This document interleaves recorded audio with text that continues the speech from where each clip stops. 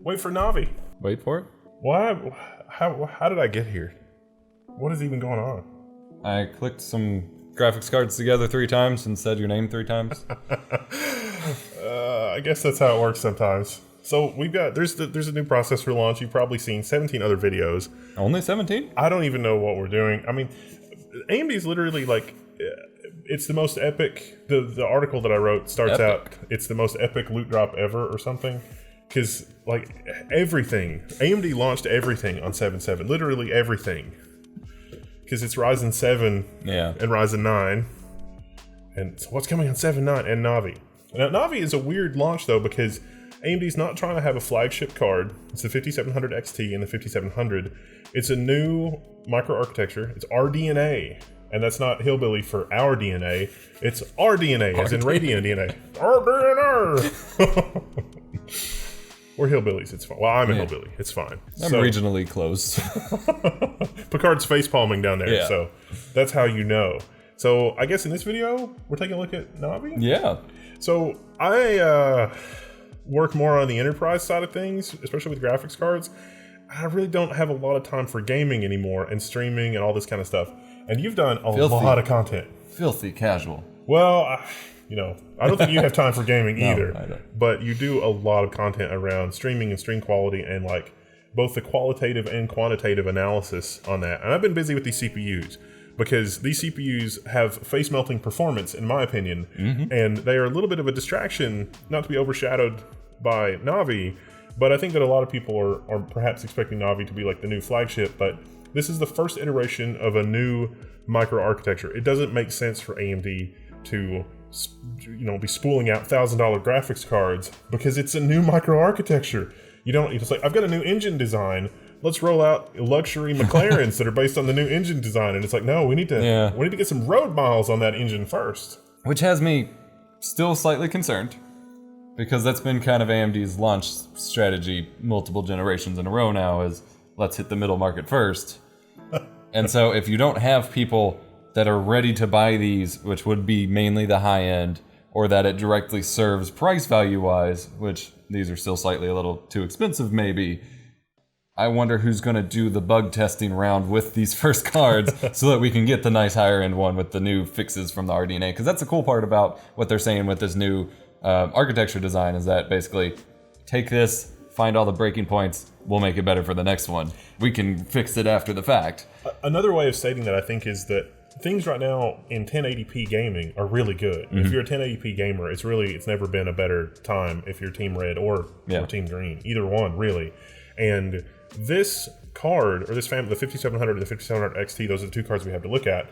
They take it one step beyond 1080p gaming. They can do 1080p really high frame rate gaming, and they can do 1440p gaming really well. 4K, not so much. But 4K gaming really well. Although there's upscaling. We'll take a look at that. And there's new technologies under the hood where AMD's trying to differentiate itself. Things like Fidelity FX and content adaptive sharpening and things like that. And we'll take a look at that. I'm not a gamer. We have some differing opinions on that, I think, but it's not, I don't want to definitively say like, yes, but I do want to encourage that kind of innovation because we need more people thinking outside the box, and there are developers that are incorporating those new software features that are only AMD. And there's also Radeon Anti-Lag. Right. And so it's like, is this the same as Fast Sync or not? We're going to take a look. And we did get a chance to mess around, and I'm going to have to do more videos diving in because they have lots of bugs to clean up here with the encoder side of things for live streaming, but it was kind of my top priority running in. And I discovered some really interesting stuff. What we appear to have encountered, and Wendell has kind of dived in a little bit more when I gave up to kind of figure this out, is with OBS specifically, the default UI and preset setup for the plugin. Either things worked very differently in the older generations that AMF worked with and doesn't apply here, or it's just broken. And the default settings that you get in OBS aren't worth much of anything. And once we did a clean install, so the full story on that is basically H.264 was doing this weird stuff. It was like pulsing and doing weird stuff. Contacted AMD for help, and they said they couldn't really reproduce it. So it's like, all right, did another clean install and refresh. And it turns out that it's not actually like a library problem or like the usual problems that you have with AMF. It's literally just a UI problem. Right. So doing a completely clean install and setting up OBS for the first time with AMF, we got a level error, and it's just the levels weren't set. It was like trying to run with level 1.0, which is like a functional level, and you don't want to run with that anyway.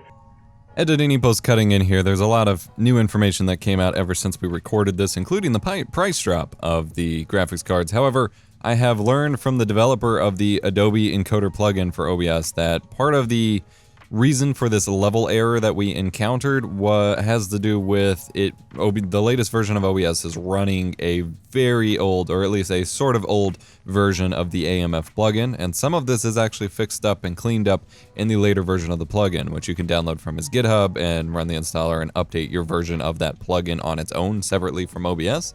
However, part of it still seems to be with the interaction between the plugin's capability to pull the graphics card for options and the graphics card or the graphics card driver not giving the correct options or not giving the best options or not giving any options, which is a little frustrating, and this may be why FFmpeg specifically also just ends up looking like hot garbage. If you compare OBS here to FFmpeg, the difference in quality is a little confusing given that they're the exact same bitrate and setup pretty much. And I don't know. I will have a setup guide over on the Level 1 forums and probably a video at some point to explain how to set this up, I guess. But for now, this is my recommendation to go through and use the Twitch preset with the new version of the plugin for now. But there's a lot of, as we mentioned, it's very rough. There's a lot of bugs. I'm still not sold on it. And the HEVC coder is pretty impressive, however. So I don't know. Right. But once I enabled advanced and then selected the level that the codec was going to work at, I just set it to automatic. Like, it just filled out some defaults there. It was good to go. When we first looked at it, it was like using specific quality profile settings, which basically ignores your bitrate. Right. And the two settings were like super far apart. But again, just resetting all of the UI, just clicking through it. Then it was actually really good. The 6000, we set the bitrate at 6000, and you looked at the footage from that. Mm-hmm. And I thought it looked really good for 6000. It looked a little bit about the same as the fast software preset. Yeah, faster, which is, I mean, that's about 10 series NVENC if we're just making generalizations, which is great. That's a huge improvement for AMD. Typically, for context, I haven't analyzed it a whole lot myself just because I haven't had the patience to put the cards in my machines because I need a test bench, basically. But everything that what I did get to test and everything that the OBS devs and things like that recommend quality-wise is that AMD's encoder on previous generations, even Radeon 7, which was actually a backstep in that regard for H.264, was equivalent to X264 very fast or even super fast. So it was pretty much always smarter to run software encoding than use AMD's encoder. And so this is definitely a step forward. But the UI problems mean that most people wanting to jump in aren't going to be able to use it properly, especially when you consider the AMD implementation is a third-party developed plugin that just got integrated with OBS, and when you have to expose the settings to correct that, there are like hundreds of like sliders and toggles and things that I don't know what mean, and things that no one else is gonna know what means, and there's just so much, whereas compared to X264, where if you want to customize anything, you give it custom X264 options, otherwise you have like 3 drop-downs, or NVENC, where at most you have to know what a B-frame is. This is so much, and so that kind of limits who can use it out of the gate. But then flip around, I used FFmpeg, and I am on the latest nightly as of a week ago, which has the AMF implementation as of 2018 and should be working. The results I get from that are still completely unusable. Like, it looks like I applied a mosaic pixelization filter over top of the footage, and I'm not doing this to be dramatic. I have said nothing, like, I'm gonna say so much positive stuff in these videos. Like, this isn't my latent NVIDIA shill coming out. Like, I want this to be good. We tried to fix it. Oh, we tried. And we got it working mostly okay in OBS. And so clearly it has the potential to be a really good encoder. But back in FFmpeg, it's just like completely unusable. That being said, their HEVC encoder is mind-blowing. So we got a 2080 Ti around here somewhere. Yeah. Not only does this thing perform really fast, and it's a kind of weird level of fast, but they actually have some specs as far as you can get like 6 1080p 60 streams going at once and 3 4K 60 streams. Like, they have ridiculous numbers that you can encode at, and you actually can. Like, I was able to queue up like 5 or 6 FFmpeg encodes at once, and it's just chugging along doing them all. It won't do any of them at exactly real time. It's like 99 times or 0.99 times instead of exactly 60 FPS, but that's just an FFmpeg issue. But like, it can just run all of them at once. And I have spent the past like month now going back through and doing more footage archive compression because I'm running out of storage space again, because me, and I'm using HEVC on my RTX 2080. I can only load one session. I only get one. I can only encode one stream. On my 1080 Ti, I can do two. But two. On this, I'm getting 6 streams before I see any slowdown. The quality is fantastic. The results are like it just goes stupidly fast. And then I popped it in Resolve to do HEVC encodes and my other render testing. I was mainly doing it to test the processors. I expected this to be a bottleneck, and it started performing better than the same processor. The 3900X with this was starting to beat out 3900X with the 2080 Ti. This HEVC encoder is amazing. The problem is you can see where the money goes. The HEVC encoder, that's going to benefit Google Stadia if they upgrade to this. They are apparently still using older Vega technology, but they might upgrade. And xCloud, and anybody doing those kinds of streamings, which might benefit if the VM workflow upgrades to X26 or H265 stuff. Yes. I don't know how that works, but well, the VM. So on like the what he's talking about is like on the VDI side. That was one of the things where VDI was a little weak. Like one of AMD's best solutions for a super dense VDI was actually just a rack packed with like 50 APUs. And so each one did its own encoding. I mean, you laugh at that, but that was actually a really good VDI experience for end users versus the normal thing, which is, you know, everybody's basically time sharing 24 or 36 or 50 or 100 CPUs. And like, it's pretty innovative that AMD came up with we're just going to cram like 50 APU processors on this and have like 2 people per APU. And that actually was a genuinely awesome solution. The problem was that the encoder on like a Tesla V100, like if you got a 32 gig Tesla V100, which we have 2 of, the encoder on that is beastly. It is insane. And even with your card under Linux, you can do some software hacks and unlock the encoder, and then you can actually run several encoding streams. But even with that hack, this outperforms it. Right. And so that says a lot of really good things for acceleration in the enterprise, which I'm hoping for, but that's going to be a story for another day. Yeah, and so I really wanted to look closely at this, and like I said, I'm going to be hopefully getting one of these home to like, I will put out the next 2 weeks worth of videos on this if I can, to really like dig in and analyze this, because I found it interesting that both at the E3 press conference and in all of the stuff like they've put out for these cards for reviewers to have, they're like, yeah, we have a revolutionary new encoder. That's it. But their focus is on the fact that you can stream on the processor so well. They're like, you can, you know, they're X264 slow benchmark. They're like, you can stream on these. And we loaded up OBS and it was like, nope. Yeah. And then it was like, oh, wait, actually, it is pretty revolutionary. Yeah. And so they are clearly focused on shipping their processors as being the streamer's best friends. And so I wanted to see why they weren't talking about this. But it turns out that this is actually worth using for that. And once the bugs get worked out with the H264 stuff, or the UI gets fixed and things like that, like for the budget, for what you stream, and for the stuff we're going to look at with the anti-lag, this is pretty cool. It's a little pricier than the competitive Team Green cards, but from what I saw of your game performance stats, like it's still keeping up. Yeah. So, yeah, it definitely outperforms the 2070. If you want to check that out, that's on the Level 1 website. We got a full article on all kinds of stuff. We don't, I mean, like Gamers Nexus and Hardware Unboxed, those are the guys that are going to test like 50 to 100 different games. I don't got patience for that. Yeah, the curiosity here is really just seeing, you know, where the performance level is. And this does the 5700 XT does outperform a 2070, and the 5700 doesn't quite outperform a 2070, but it gets really close. So these two cards, basically on whichever side of the 2070 you want to be on, same price, better performance, or less price. And actually, even with like some of the AIB aftermarket 2070s, I mean, we tested the RTX 2070, the MSI, like 2.5 slot monster card. It is a super nice 2070 card, but it's this outperformed the 5700 XT. And so I can't wait for the AIB partners and pushing it and things like that. We also weren't doing any kind of boost or overclocking or anything like that with these. So there's maybe even a little bit more headroom because the power consumption on these in my testing has been lower than advertised. Mm-hmm. So that's a lot of really encouraging things for Navi. Also PCI Express 4. So I touched on that in the processor video, but I do think that is part of why they're able to squeeze so much encoder juice out of it. That, and I think you mentioned like we think it's on dedicated silicon this time. And so that with the extra bandwidth means that they're just able to push more data through the bus in the first place to really make that happen. There's even cache on the silicon now. It's like cache in a video. It's like the GPU is becoming like a CPU. They took their CPU smarts and were like, let's put this on a GPU, which is pretty genius, really. So eventually we are just going to all end up with like giant APUs that are just like this big.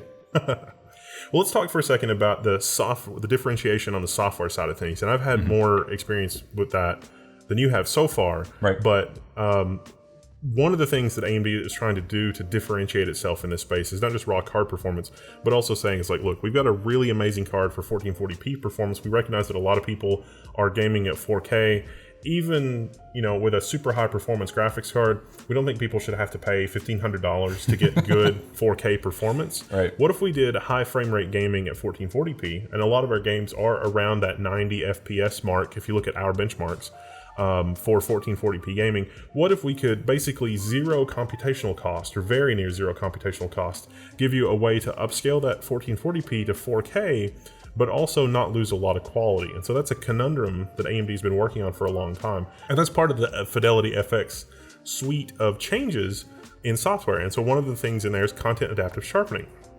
We heard at the AMD E3 event, we heard from some game companies that were doing content adaptive sharpening actually in game because they saw the value of it. And for me, from my own personal experience working on an Asus Pro Art monitor, which is actually not a great monitor for gaming because it introduces 1 frame of latency, but for my own experiments on that 4K monitor, because it's a nice 4K monitor, was that the upscale to 4K legit actually does look better than upscaling on a 2080 Ti. And it doesn't over sharpen areas of the image that are already sharp, and things like textures and stuff like that. Like if you do it, there's it just gets some of the high contrast textures get aligned maybe where they shouldn't, or you can see a little bit of banding or artifacting or something. You don't have that with the content adaptive sharpening that I experienced playing that on that 4K monitor. And so I can get 90 FPS at 4K, but really it's 1440 but scaled up. But the quality, side by side with the actual raw 4K image, and you look at the textures, it looks about the same. So I didn't have a chance to look at it at the time of recording, but I've since gone back and tested out the content-aware sharpening that AMD has introduced into their new Radeon driver. And that involves setting GPU scaling in the Radeon settings to on, because it's going to scale the resolution of the game to your monitor's resolution, and turning on content adaptive sharpening, which can work for your native monitor's resolution already, they say. However, the real kind of advantage is during upscaling. So then I set PUBG to 1440p and had it use the scale, and you have to restart the game for it to really take effect.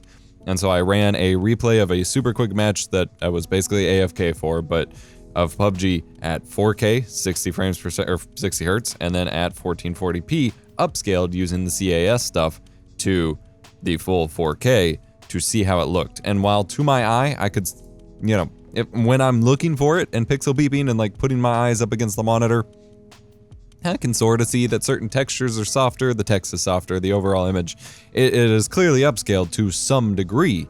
But in motion, unless you were looking for it and looking side by side and flipping between them like I was, the difference is super minuscule. And when you compare the cost performance of that, so I'm testing this on the Ryzen 7 3700X with the Radeon 5700, running at 4K 60 frames or 4K 60 hertz. The average frame rate I got in PUBG with everything on ultra, but motion blur and their own sharpening filter turned off because I figured that might not be fair. Everything on ultra at 4K native, I was averaging 43.6 frames per second. 1% lows were 28.8, 0.1% lows at 15.7, and the max was only 51.5. That's below 60 even for the max, whereas drop it down to 1440p and enable the upscaling, I'm looking at an average frame rate of 86.9 FPS, a max of 107.8, 1% lows at 47.8, and 0.1% lows at 22.9. That is basically doubling my frame rate for some slightly softer look that I'll only notice pixel peeping with still images.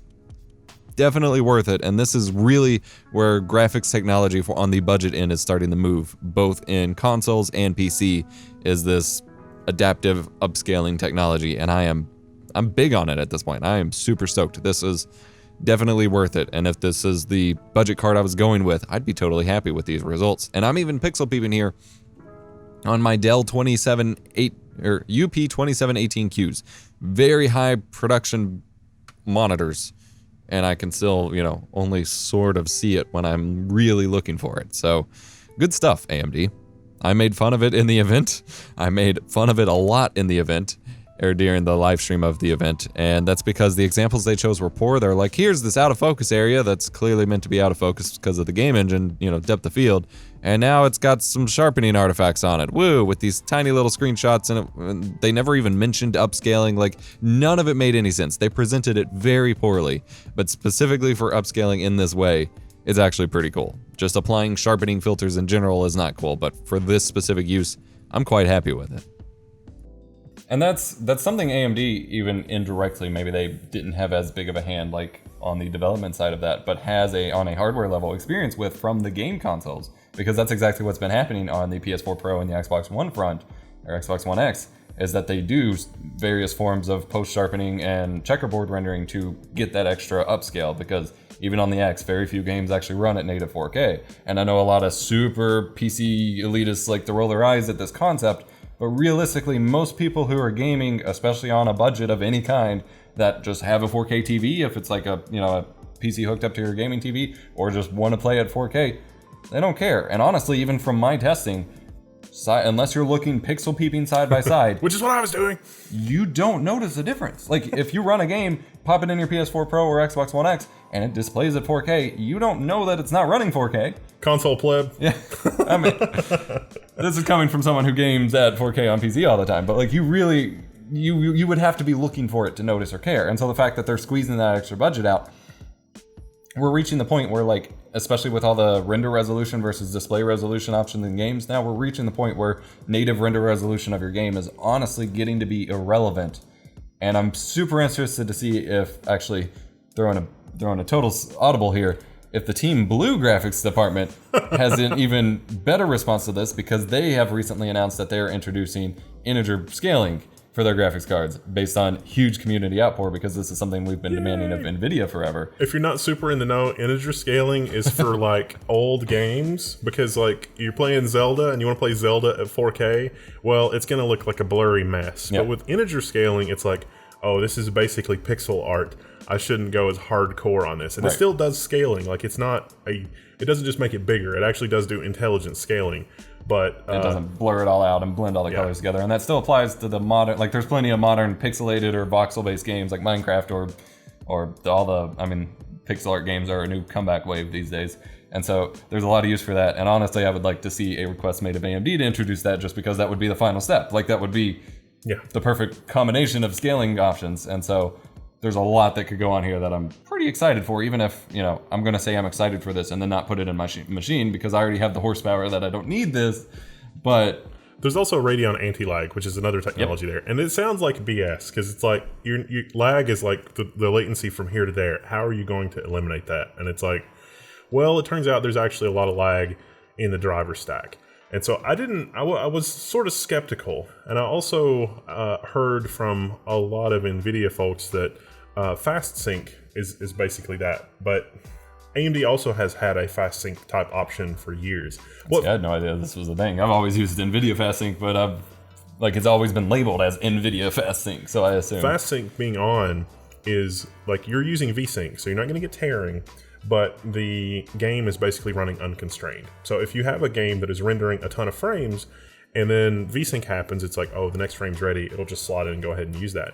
The problem is that you can still be running, like the CPU could still be running a frame or two ahead of the graphics card. Even Windows doesn't handle this correctly. So like, this is not something that is easily fixed in Windows, because sometimes a Windows compositor, like the game bar thing, even though you're running full screen dedicated, the Windows compositor will insert an extra frame, which is at 60 hertz, that's 16 milliseconds. Yeah. So, but using a high-speed mouse and a bunch of high-speed photography and DirectX 11 games, because this is not a thing you can do in Vulkan, and it's supposed to work in like DirectX 9 games, but there was actually a problem with the press driver, so only testing in DirectX 11. The place where this eliminates lag is the lag time between when the CPU has finished doing CPU stuff with a frame that it's about to render and passing that off to the GPU to do its thing. So you never end up in a situation where the CPU is ahead of the GPU. Have to wait for it. It'll actually delay the work that the CPU has to do, so that the CPU work and the GPU work line up with one another. And that sounds like that again, is sort of black magic hocus pocus. But in a best case scenario for NVIDIA, AMD was still about 7 milliseconds ahead. And in a worst case scenario for NVIDIA, AMD was still about 16 to 17 milliseconds ahead. Now, testing this with a mouse is super tricky to do because, like, if you're running at 60 hertz, it literally takes 16.6 milliseconds for the frame to draw from the top of the screen to the bottom of the screen. It does like a page flipping thing, but by the time it gets to the end of the screen, 16 milliseconds have passed, so it's not instantaneous. For everyone who tells me CRTs and LCDs don't work similarly, it still draws from top to bottom. It does. Well, it's drawing. Minimally, it's drawing into a buffer. Right. So you could do page flips for an instantaneous change. But that would always have a delay. Yeah, you're always going to have that 16 millisecond delay because the buffer is filled serially, not in parallel. I mean, that's Which is how tears happen. Yes. So it's like, but yeah, and I should mention that the NVIDIA side of things with their FreeSync compatible, like the G-Sync compatible thing on the Pixio thing, did experiment with that and that was part of the best case scenario. There's still a little bit of a delay there. And most of the time is 1 frame behind. So that's 16 milliseconds at 60 hertz and at 120 hertz, it's 6 point something milliseconds. But even with FreeSync or G-Sync compatible, it was still about 1 frame behind. So sometimes it was 2 frames behind, but like rebooting Windows and fiddling with it and doing a whole bunch of other things, best case scenario was 1 frame, one frame behind. So I'm going to blame that on the compositor. It's really hard to test this. This is sort of a new thing. At the E3, they had a little Arduino thing for doing the testing, but it just seems it's hard to test this. But at 120 hertz, 1440p with the content adaptive sharpening, that was a really nice gaming experience. Yeah. Usually I'm running around 60 FPS at 4K, and honestly, I like the Pixio 1440p experience better. I ended up building a new desk where I could have 2 separate setups because I preferred 1440p at 120 hertz over 4K 60, and I'm okay with the slightly less resolution. Neat. So that's all the new stuff, and we've rambled far too long. And all this complication with trying to figure out this latency kind of adds to the argument that just raw marketing latency numbers for monitors are not as important as some people give merit to. Yeah, like that. I've got that ProArt monitor from Asus, and it runs 1 frame behind. I'm always going to be 16 milliseconds slower. It's just like, no. But it's got to do that because it does fancy color stuff, and it needs the whole frame to do that. Yeah. We need to get that 4K monitor. My wallet is open, Asus. I want the 4K display stream compression monitor. Like, I need that. Like, you announced that at CES. You've added display stream compression. I need it.